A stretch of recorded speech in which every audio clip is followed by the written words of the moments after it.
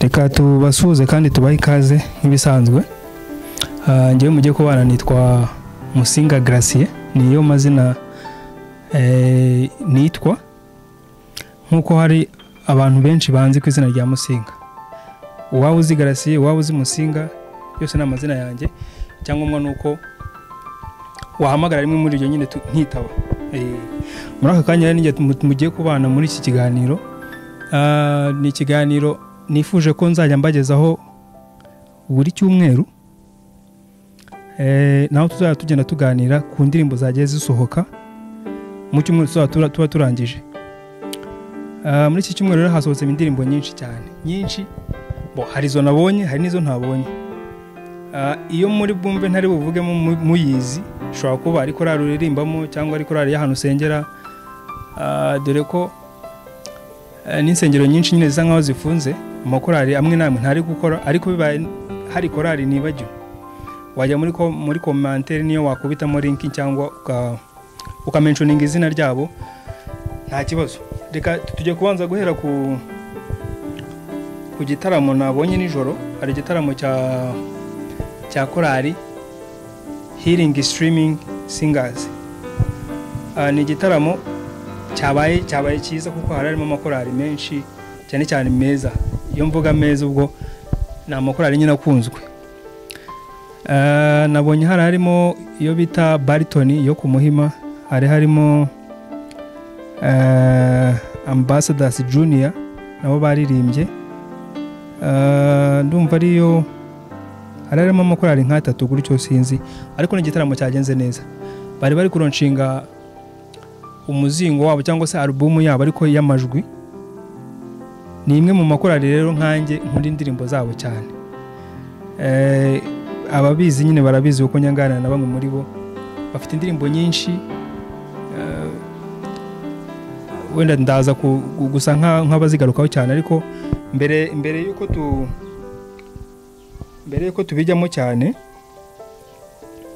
reka twinjire mu ndirimbo zisa nkaho zagize zasohotse muri iki cyumweru turangije. Hari zasohotse nijoro nimugoroba, nk'iyo bita uzakunda ushobora kuba ari indirimbo abantu benshi wenda mwabonye, kuko ntekereza ko ni ya korali isa nkaho ikunzwe hano mu gihugu, cyangwa se ifite izina rikomeye, ifite umubare munini w'abantu bayikurikira, imaze kubaka izina rikomeye cyane hano mu Rwanda. Ni Ambassadors of Christ. Ni indirimbo basohoye cyangwa se baririmbiye umwe mu bakorali, umwe mu bamambure babo bita Uwase Natasha. Ejo bundi murabizi ko aribwo yakoze ubukwe. Ni indirimbo yabaye nini cyane kuko ngiye yasohotse nayibonye imaze iminota 25 isohotse. Icyo gihe rero imibare yari kuzamuka yayo igenda izamuka. Kano kanya rero tuvugana, nyibonye imaze kurebwa n'ibihumbi 42 mu masaha 15. Message rero baba bari gutanga hano, baba bari kubwira umugeni cyangwa se umwe muri bo, kubera ko urumva na abantu babiri, umusore n'umukobwa. Baba bari kubabwira se ugezeyo ugasanga ibyo watekerezaga cyangwa se ibyo wabonaga, keya yaguhaga, uburyo yakwitagaho, uburyo yajyaga ku muhanda akakuzamukanira utuntu, uburyo yakwitagaho, cyangwa se uburyo umwe ugezeyo ugasanga ibyo watekerezaga siko bimeze. Ese uzakomeza umukunde?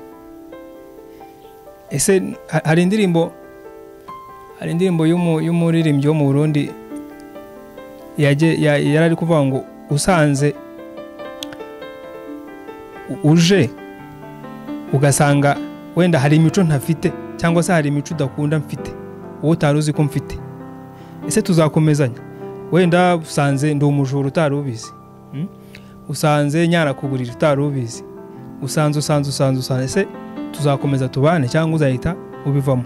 Rero ni message basa nkaho baba bari guha impanuro nyine imwe muri abo ngabo, cyangwa se bose, kugira ngo nibagerayo bagasanga ibyo batekerezaga cyangwa ibyo umwe yatekerezaga kundi, cyangwa se yaramuteze hagasanga siko biri, ntazatungurwa ahubwo azagume muri wa mwanya cyangwa bazagume bakundane kugeza wenda igihe bateganyirijwe hano ku isi wenda kigeze. Ni indirimbo rero isa nkaho buri umwe wese ashobora kuyumva, yaba couple cyangwa buri umwe wese usa nkaho afitanye umubano n'undi. Ni indirimbo nabashishikariza kumva. Indi tugiye kureba ni ya Rehoboth Choir. Rehoboth murayizi ni korali ya kera, ni korali namenye nshobora kuba narumvishe niga, ni korali maze igihe cyane, abenshi murayizi. Korali ifite indirimbo zanamenyekaye nyinshi, nabe indirimbo bafite yitwa Ndaje Mwami, imaze iminsi 3 isohotse, yari imaze kurebwa n'ibihumbi 5,200. Ndi kubaha indirimbo mushobora kugenda mukumva. Indi nshobora kubabwira niyo bita Aragukunda ya Jado Sinza, hamwe no bita Esther. Numwe mu baririmbyi ariko akaba n'umugore we. Sinzi ejo ndi mu minsi yashize nyine twabonye ubukwe bwabo, twumvisha n'amateka yabo, urugendo rwabo, uburyo uwo bita Esther yaje ari umuririmbyi, ndetse umwe akaba musaza wundi nubwo batavukanaga, ariko Sinza yabwiye Esther aramubwira ngo nukora ubukwe nzagutanga, undi ati nukora ubukwe nzaba mushiki wawe. Bahana isezerano hagati yabo, ariko byaje kurangira babanye. Ni ibintu byabaye byiza, bagize n'ubukwe bwiza, kuko narabukurikiye, narabubonye ku mbuga nkoranyambaga zabo. Rero bafite indirimbo Aragukunda. Ni indirimbo baba bavuga kuri story ya Zakayo, uburyo Zakayo uburyo yarari, uburyo uwo yari we kera n'uburyo yaje guhinduka. Rero ni indirimbo mushobora kugenda mukumva. Indi nabararikira ni yakorari bita Joyrite. Joyrite ni mu itorero ry'Abadventiste umunsi wa 7 Kicukiro Centre. Yes, bafite indirimbo bita Yesu Ndagukunda, imaze yasinza nari mbabwiye, imaze korerwa n'ibihumbi 49, imaze iminsi 5. Iyo ya Joyrite nayo imaze umunsi umwe, imaze korerwa n'ibihumbi 9,700. Ubwo nari maze ubwo nge nayirebaga yari maze kurebwa n'ibihumbi 9,700. ubu bishobora kuba byazamutse. Indi nababwira ni iyo bita Igitondo cy'ibyishimo ya Golden Gate Singers. Iyo nayo ni indirimbo yasohotse muri iki cyumweru, ikaba yarahimbwe n'uwo bita Fataki Jil, icurangwa n'uwo bita Mpano Elize muramuzi, numwe mu bana bakiri bato, niba navuga bakiri bato cyangwa mu bantu bari kwigaragaza cyane muri gospel yo mu Rwanda. Ni umuhanga mu gucuranga, ni umuhanga mu guhimba, kuko ni n'umuririmbyi ku giti cye. Rero iyi ndirimbo niyo wayicuranze mu bijyanye n'amajwi, inayoborwa mu bijyanye na video n'uwo bita Musinga, ariko apana ngewe n'undi nibazina. Mu bijyanye n'amajwi cyangwa se mu gukora audio yatunganyijwe n'uwo bita Iradukunda Patrick. Indi rero tugezeho niyo witwa Niwe by Elisa Cruz. Uyu nawe muramuzi, ni umuririmbyi ubimazemo igihe, kuko yabanje kuririmba muri korali, nyuma aza guhinduka umuririmbyi ku giti cye. Ni umwe mu baririmbyi rero bari gukora cyane muri iyi minsi, kuko afite indirimbo nyinshi pe. Rero mwagera mukayisacinga, ni indirimbo nyine ifite melody nziza, iracuranze nk'ibisanzwe, afite ijwi ryiza, afite impano yo kuririmba. Mwajya gusacinga iyo ndirimbo ye mukayireba, abakora share mukayikora, mukamuteza imbere, mugatuma impano ye cyangwa se ibyo akora bimwungukira, kuko akenshi aba bantu bakora umuziki akenshi nibyo bibatunze mu buzima bwabo bwa buri munsi. Rero ntago byabagira umumaro mutabirebye. Kubireba ukabisharinga kuri bagenzi bawe ni byiza cyane, kandi ibintu by'agaciro. Indi niyo bita Imuhira ya Paradise Melody Choir, imaze umunsi umwe, imaze kurebwa n'ibihumbi 2,300. indi tugeraho ni indirimbo ngewe ku giti cyane naraye nyibyina pe, ni indirimbo ibyinitse, ni indirimbo bavuga ko hano ngo amenya, ni ya Richard Nick Ngendahayo, muramuza benshi, yaririmbye niwe, yaririmbye mfite urukumbuzi, yaririmbye indirimbo nyinshi cyane zakunzwe. Umwe mu bagabo babimazemo igihe kuko yatangiye gospel kera, kandi n'ubu uracyumva ijwi rye ntaho ryagiye, aracyafite ubutumwa bwinshi ari gutanga. Ni indirimbo rero nagutera amatsiko yo kugenda ukayishaka ukayumva, urabyina wisanzure. Ni indirimbo ibyinitse nyine, ni ya gospel ariko irabyinitse nyine, kazicyura kabyina ukakumva neza. Rero nayo yari maze umunsi umwe igihe nayirebaga, yari maze kugira kurebwa n'ibihumbi 3. Indi nabashishikarize ni umugabo bita Syntex yaramenyerewe mu bijyanye n'injyana zisanzwe, yakoraga denso, ni injyana bita denso. Akaba ari mukuru w'umunyarwenya bita Rutura Arthur. Rero mu minsi yashize yaje gutangaza ko yahinduye injyana yakoraga akajya muri gospel. Rero muri message hano bari gutanga mu bijyanye na gospel, titre y'indirimbo yasohoye iravuga ngo Jesus set me free. Ni indirimbo agaragaza urugendo rwe rwo guhinduka, uburyo kera we yari we, uburyo ubu ngubu ameze, na message, uburyo. Ni indirimbo nayo nashishikariza abantu kuyumva, kugenda, kuko kano kanya imaze kurebwa n'ibihumbi 70 mu minsi 7. Ni indirimbo isa nkaho yamuzamuye, kuko nkanjye ndumwe mu bantu nyine indirimbo ze zose narazumvaga, kuko ngiye nta ndirimbo ntoranya kenshi, indirimbo yose yari yose ngenda yumva. Shobora kuba ndi kumva nakunze beat yayo nkayumva, nakunze message yayo nkayumva. Rero nimwe mu ndirimbo zamuzamuye cyane, kuko ni gake yashyiraga indirimbo hanze ikarebwa n'ibihumbi 70. Ni gake cyane pe. Nabashishikariza kuyumva rero, mukagenda mukayireba, mugakora share, kuko byanze bikunze ikintu cyagushimishije ubushaka ko na mugenzi wawe nawe acyumva cyangwa kimushimisha. Rero iyo indi nabashishikariza ni yakorari bita Siloam Choir, niyo muri ADPR ku Mukenke. Ni korari nayo iri kuzamuka, kuko mu minsi yashize nigeze gukora icyegeranyo cy'amakorari asa nkaho amaze kuba manini ku bijyanye n'ababakurikira. Iyi korari yajemo, kuko icyo gihe dukora yari maze kugira icyo bita subscribers 130. Rero ni korari nayo iri gushyiramo imbaraga cyane ku rwego ntekereza ko niba navuga rutarabaho, kuko hari andi makorari yabikoze, ariko nayo iri gukora neza mu murongo wayo. Kuko murabona muri iyi minsi ikijyanye na gospel kiri gusa nkaho kizamuka cyane. Gospel kugenda agakubita muri arena ikuzura, aragenda agakubita mu ntare arena ikuzura, ugasanga banze. Nayo mpamvu mbona abantu muri iyi minsi bari kugenda bahindura, ariko byaba na byiza tu.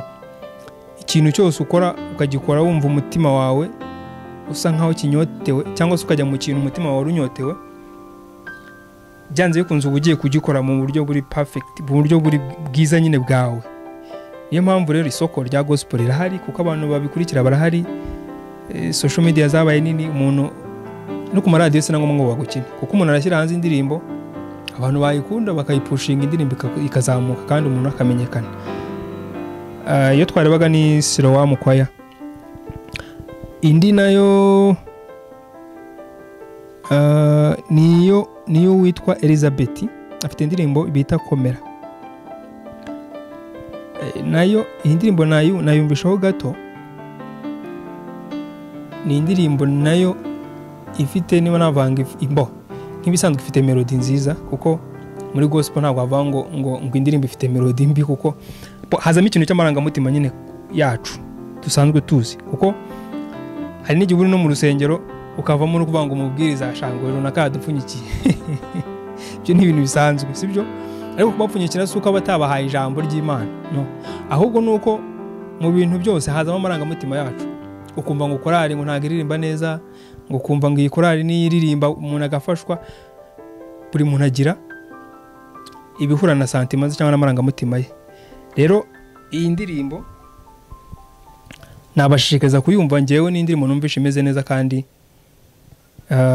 ni indirimbo imaze umunsi umwe, yari imaze kurebwa n'1900. byanze bikunze bishobora kuba yazamutse kuko hashize igihe kinini nyibonye. Indi niyo witwa Anime sinzi kunira izina barisoma, ariko ubwo nibeshya muraza kumvuguruza cyangwa se mumbwira uko barisoma. Afite indirimbo bita Amasengesho yakoranye n'uwo bita Mucyo. Indirimbo yari imaze kurebwa n'2400, yari nayo imaze umunsi umwe. Indi ndirimbo nabashishikariza ni yitwa Irungu, ni ya Fabrice na Kevin cyangwa se Juru, hamwe n'uwo bita ishobora kuba ari korali yo bita Bromson Singers. Nabo ni indirimbo numvishe nayo imeze neza, mwagenda mukayisacinga mukayireba mukayisharinga, ni ibintu bisanzwe mugatuma nabo. Iyi ndirimbo yari imaze umunsi umwe, imaze kurebwa n'1400. ubwo ni igihe nayirebeye, ubu ngubu ntago nzi ahigeze. Indi nabashishikariza nayo niyo witwa Amy Vox. Muramuzi nawe n'umuririmbyi umaze gusa nkaho afata imitima ya benshi. Yamenyekanye cyane, amenyekana bwa mbere yakoze challenge y'indirimbo ya Rufa Rwirangira, ntago ndi kuyibuka neza, ariko nimwe mu ndirimbo yatumye mbese yamushyize hanze, kuko icyo genda byibuka Rufa Rwirangira nawe yatangaza yuko byanze bikunze agomba kugirana imishinga nawe bitewe n'impano yamubonyemo. Rero afite indirimbo bita Impano, yayikoranye n'uwo bita Abedi Cruiser Ndahindurwa. Ni indirimbo nabo yari imaze iminsi 7, imaze kurebwa n'4200, ariko yanyuze kuri Harrison Music. ntago yanyuze kuri platform za Amy Vox, ariko ni indirimbo nziza nanjye nayumvishe nijoro. Tugiye kuri korali bita Ntahirize Abera. Iyi korali ni korali nini cyane, ishobora kubiza no ku mwanya wa kabiri mu makorali afite abantu babakurikira benshi, kuko bakurikirwa n'350 cyangwa se bafite subscribers 350. Murabizi dukora icyegeranyo cya makorali nyine afite followership nini cyane. Ikorali nayo yaje kuko ku mwanya mbere nk'ibisanzwe hari haje iyo bita Ambassadors, kuko yo ifite 1,400,000 hafi birenga. Rero iyi ndirimbo ni indirimbo nabashishikariza kuyumva, mwagenda mukayisacinga. ni indirimbo nziza iryoheye amatwi, bacuranga neza. Murabizi ko icyo bita live music ya korali ushobora kuba banze ari muri ADPR, ndatekereza niyo muri ADPR. Ni nko mu makorali nyine agira live performance nziza, mwagenda mukayumva, muzambwira muri commentaire. Tugeze kuyo yitwa Kwizera ya Agano Choir. Yari maze amasaha 23 nge nyireba, yari maze kurebwa n'2947. Nayo ni indirimbo nziza icurangitse neza. Melody ni ibisanzwe buriya muri gospel ntabwo hava ngo melody. Hari uburyo muri muntu afite ubuhanga mu guhimba, ariko ni indirimbo nziza ngiye ku giti cyane nayabashishikariza, mukagenda mukayireba kandi mukanayisharinga. Tugeze kuyo bita Himbazwa ya New Hope Choir Galilaya, niyo mu Badventiste b'umunsi wa 7 ku itorero rya Galilaya. Indirimbo yerekanye garukeho cyane mbere yuko nsoza. Ubaze inshuro maze kumva iyi ndirimbo, ngewe wenda ntago babwira wenda ngo mubyumve, ariko reka nse wenda nk'uyikinaho gato.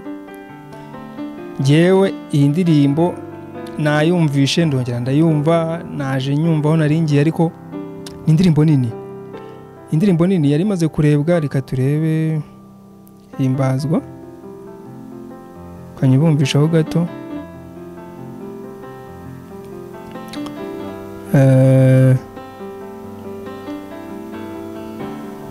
indirimbo nini cyane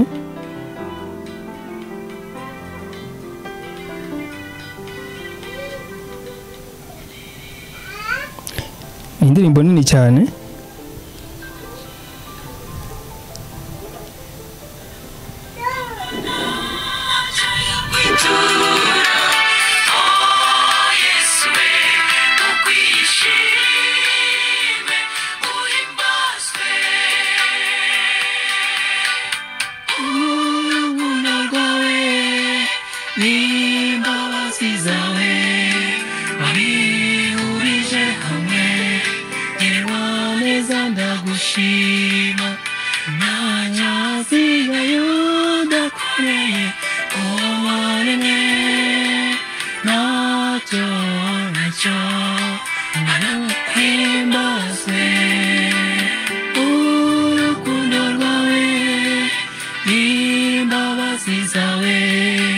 wabihurije hamwe irwaneza ndagushima ntacyane yudakoreye uwo waremye nacyo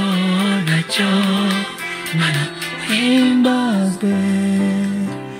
ngira ngo mwayumvishe ni indirimbo nziza nge nayumvishe ndongera ndayumva nabashishikariza gusa nyine kugena mukayisacinga mukareba mugasharinga habaye n'ikindi wari no tumutana bakubita n'amafaranga ni ibintu bisanzwe kubera ko ubundi wakunze ikintu ugira n'akajesti ukora nanjye niba wabikunze wanagakora ni ibintu bisanzwe. Rero iki ni ikiganiro nabashishikariza ko muzajya mukurikira buri cyumweru cyangwa se muri mu mpera z'icyumweru ko tuzatugenda tubagezaho indirimbo zatambutse. Rero niba hari icyo ushaka kutugezaho, niba hari indi korali watumenyesha nayo yaba yasohoye indirimbo wenda tutamenye, kuko ntabwo twakurikira ibintu byose ngo tubimenye, wajya muri commentaire ukatubwira ariko ni iyi ndirimbo ntabwo mwayivuzeho, iyi ndirimbo ntabwo mwayivuzeho, tukayimenya. Dushobora no kuyipininga wenda n'ahandi hantu n'abantu bakayimenya. Rero hano muri kubona mpagaze na hantu nibagiye kuhababwira kuko na hantu tuzajya dukorera ibiganiro mu buzima bwacu bwa buri munsi. Rero ushobora kuba ufite ubuhamya ushaka kutugezaho, ushobora kuba ufite message indi yari yose ushaka kutugezaho, dushobora kuganira mu buzima busanzwe kuri topic runaka, ari nubwo buhamya nari ndi kuvuga, ushobora kumuhamagara cyangwa ukanyandikira nkagutumira. Indi message rero navuga ngo y'ingenzi nshaka kubasaba, abantu bafite yaba ababyeyi babo basa nk'abashaje, abafite ababyeyi babo bashaje, bafite even na couple mushobora kumuhamagara, mbafitiye akantu kari special tukakora akadocumentary yaba ku buzima bwanyu, yaba reka dufate urugero ku bantu bashaje. Ashobora kuba ari banyogokuru cyangwa se ababyeyi banyu. Murabizi muri iyi minsi y'umuntu amaze gutabaruka cyangwa se kwitaba Imana cyangwa se gusinzira, ni imvugo zikoreshwa cyane hano hanze, tubura icyo bita nka memory cyangwa se urwibutso. Rero biroroshye ko wamamagara nkaza tugakora nk'aka video nyine k'amateka yabo, urugendo rwabo. Nibura reka nguhe urugero rwa hafi, nka nyogokuru wawe, abana bawe bashobora kuba batamuzi, ariko uberetse video ukababwira ngo uyu ni grandmother cyangwa uyu ni sogokuru, uyu ni, barushaho kubyumva kubera ko bari kureba amajwi, amashusho, bari kumva n'amajwi. Ni ikintu kiba ari cyiza. Rero uzabishaka azampamagara tuvugane turebe uko twabikora, kandi ntekereza ko ni ibintu byiza cyane muzabikunda. Ibindi Imana ikomeze kuduhana umugisha. Ndabashimiye cyane.